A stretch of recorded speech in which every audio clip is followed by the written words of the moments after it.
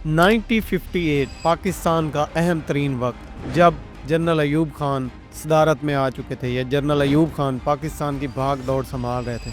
ये वो पहले डिक्टेटर थे जिन्होंने खुलकर कहा कि अवाम बेवकूफ़ है, जाहिल है और पाकिस्तानी अवाम इतनी अक्लमंद नहीं कि उनको वोट का हक दिया जाए। अयूब खान समझते थे कि वो बहुत पॉपुलर हैं और उनके मुकाबले में कोई बंदा नहीं आएगा। जिनकी बात यहाँ से शुरू हुई थी कि मेरे हम वतनों और मुल्क की भाग दौड़ संभाली और 3 महीने में इलेक्शन करवाने का इरादा किया। 10 साल 6 महीने उन्होंने पाकिस्तान पर राज किया और सियाह और सफ़ेद के मालिक रहे। जितने भी सियासतदान है या जितनी भी लीडरशिप आई है वो टोटल जो है किसी की गोद में बैठ कर आई है। एब्डो और प्रोडा जैसे कानून बनाए। इन कवानीन के मुताबिक 7,000 सियासतदानों को 7-7 साल के लिए नाअहल करार दे दिया गया। बजाय मुकाबला करने के एक निहत्ती औरत पर जो बानी पाकिस्तान की बहन थी, उनको गद्दार डिक्लेयर कर दिया। मोहतरमा फातिमा के खिलाफ धांधली, ये दोनों वाकयात अयूब खान को भारी पड़े। इस वक्त वो भुट्टो जो आज भी जिंदा है वो अयूब खान के वजीर खारजा थे और अयूब खान को सरेआम भुट्टो साहब जो हैं वो अबू जी कहा करते थे। नाजरीन, एक बात तो जान लें, पाकिस्तान के लोग आज भी ये कहते हैं कि जनरल अयूब खान का दौर बहुत तरक्की याफ्ता दौर था और पाकिस्तान के लिए उन्होंने बहुत कुछ किया। लेकिन क्या उन्होंने वाकई ही ये सब कुछ पाकिस्तान के लिए किया या सियासत की भूख में वो इतने अंधे हो चुके थे कि पाकिस्तान को उन्होंने अंधेरों में धकेल दिया? आज हम जानेंगे पूरी तफसील जनरल अयूब खान के दौर की कि वो कैसे स्याह और सफ़ेद के मालिक बने और कैसे उन्होंने पाकिस्तान को अंधेरों में धकेला। तो आइए जानते हैं इस वीडियो में।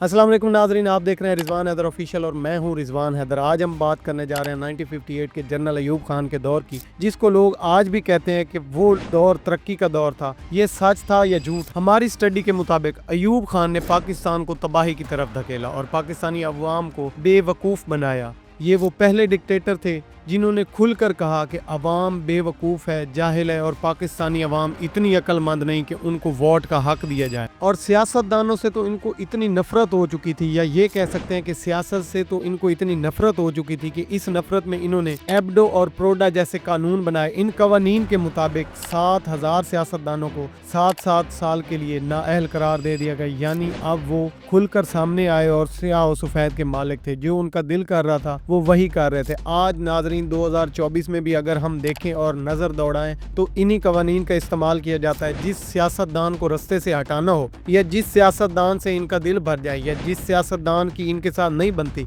या जो सियासतदान पाकिस्तान के हक में कोई काम करता है, या जो सियासतदान इसराइल को एक्सेप्ट नहीं करना चाहता, या जो सियासतदान पाकिस्तान को तरक्की की राह पर गामजन करता है, उसको रास्ते से हटा देते हैं। और इन्हीं कवानीन के मुताबिक या तो उस पर करप्शन के इल्ज़ाम लगाए जाते हैं, या फिर कोई इस्लामिक इल्ज़ामात लगा दिए जाते हैं, या फिर उसको किसी तरह से असेंबली डिसॉल्व करवा के उसको फारिग कर दिया जाता है। आज भी सेम एब्डो और प्रोडा जैसे कवानीन का मुतालिया आप अगर करके देखें तो ये जिन्होंने बनाए थे और जो आज तक इनको कंट्रोल कर रहे हैं वही आज तक पाकिस्तान को चलाए जा रहे हैं। 1958 में जब ये कवानीन बनाए गए तब सारे सियासतदानों को, यानी कि 7,000 सियासतदानों को सजाएं दिलवाई गई और उनको 7 साल के लिए नाअहल करार दे दिया गया और ख़ुद अपनी मर्जी का कवानीन तश्कील कर दिया गया, जो कि जनरल अयूब खान की कस्टडी में बनाया गया। अपनी मर्जी से इसको तश्कील करवाने के बाद इंतखाबात का ऐलान कर दिया गया और फिर खुद ही सदारती इंतखाबात के लिए खुलकर सामने आ गया, सदारती उम्मीदवार बन गया और पाकिस्तान का सदर बनने का ऐलान कर दिया। इनके मुकाबले में कोई भी सियासतदान नहीं था, क्योंकि उस वक्त के जितने भी सियासतदान थे या तो वो जेलों में थे या वो नाअहल हो चुके थे। सियासतदान तो था नहीं, सबको नाअहल करवा के इन्होंने मुख्तलिफ इल्जामात लगवा दिए। अयूब खान समझते थे कि वो बहुत पॉपुलर हैं और उनके मुकाबले में कोई बंदा नहीं आएगा।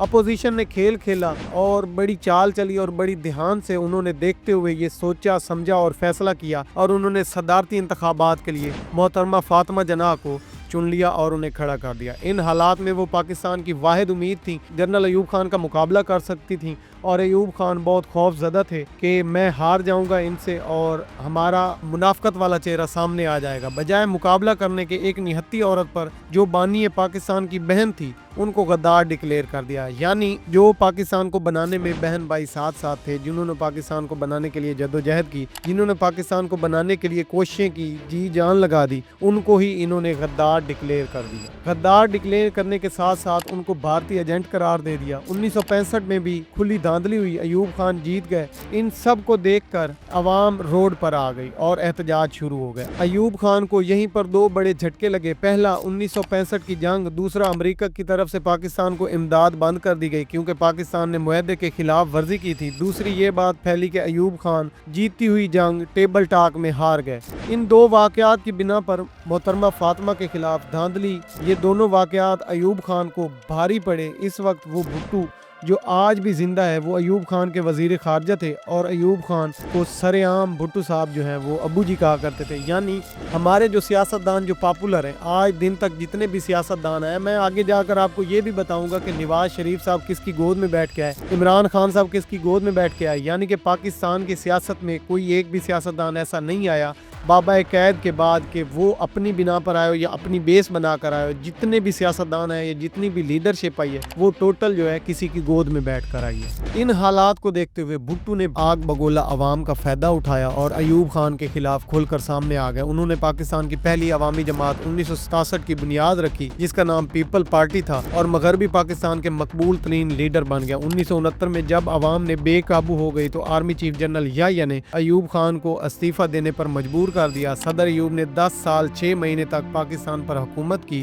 یہ 10 سال کی پاکستان کے لیے بہت اہم تھے۔ یہ 10 سال میں امریکہ امداد سے منگلا اور تربیلا ڈیم بنائے گئے، بینکنگ سسٹم ٹھیک ہوا، خوراک کی پیداوار اور انڈسٹریل سیکٹر ٹھیک ہوا اور چین سے دوستی ہوئی۔ لیکن سب سے بڑی ناکامی ایوب خان کی ان کے دور میں مشرقی اور مغربی پاکستان میں اتنی دوریاں بڑھ گئیں کہ ان کے جانے کے 3 سال بعد پاکستان کے 2 ٹکڑے ہو گئے۔ یعنی کہ ایوب خان نے امدادیں لے لے کر بجائے پاکستان کو اپنے پیروں پر کھڑا کرنے کے انہوں نے بیساکھیوں پر کھڑا کیا، اس کی ساری سٹرکچر تو ٹھیک کر دیا، لیکن انہیں یہ پتہ نہیں تھا کہ ہم ابھی تک خود مختار نہیں ہیں اور ان کے خلاف بھی کوئی آ سکتا ہے۔ جن کی بات یہاں سے شروع ہوئی تھی کہ میرے ہم وطنوں اور ملک کی بھاگ دوڑ سنبھالی اور 3 مہینے میں الیکشن کروانے کا ارادہ کیا، 10 سال 6 مہینے انہوں نے پاکستان پر راج کیا اور سیاہ و سفید کے مالک رہے۔ جیسے انہوں نے چاہا، جو چاہا ویسے ہی ہوا اور پاکستان کی تقدیر بدلتے رہے اور پاکستان کے ساتھ کھلواڑ کرتے رہے۔ ایوب خان کے دور میں ترقی تو ہوئی لیکن سیاست کو نہیں بڑھایا گیا، جس کی وجہ سے پاکستان محروم ہو گیا۔ جب امریکہ کی امداد بند ہوئی، یعنی یوں سمجھے کہ